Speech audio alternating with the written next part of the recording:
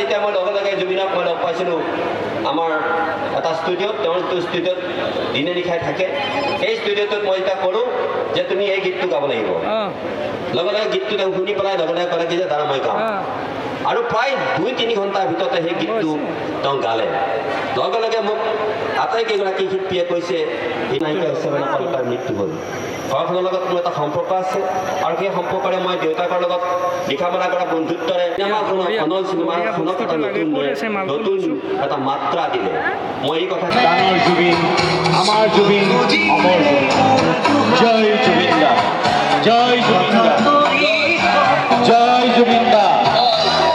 আমাৰ জুবিন, আমাৰ জুবিন, ডাঙৰ জুবিন।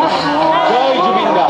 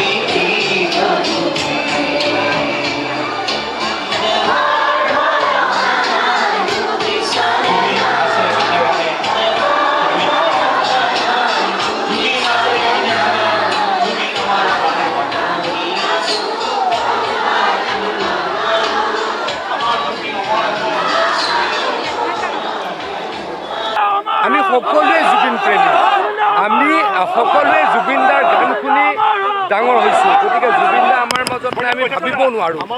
জুবিন দা আমাৰ মাজত সদায় থাকিব, তাৰ কাৰণে আমি প্ৰত্যেকজন অসমীয়াই নিশ্চিতভাৱে ব্যৱস্থা গ্ৰহণ কৰিম।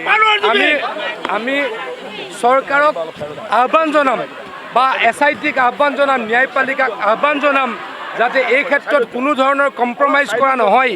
দুখীয়া কঠোৰ শাস্তি পাওক আৰু জুবিন দাই তথা অসমৰ ৰাইজে ন্যায় পাওক, এয়া আমাৰ দাবী। আৰু সেইকাৰণে আজি বিজেপিৰ কাৰ্যকৰ্তাসকলে ন্যায়পালিকাক আহ্বান জনাবলৈ, SITক আহ্বান জনাবলৈ, চৰকাৰক আহ্বান জনাবলৈ এইদৰে আমি অৱস্থান গ্ৰহণ কৰিছোঁ প্ৰতিখন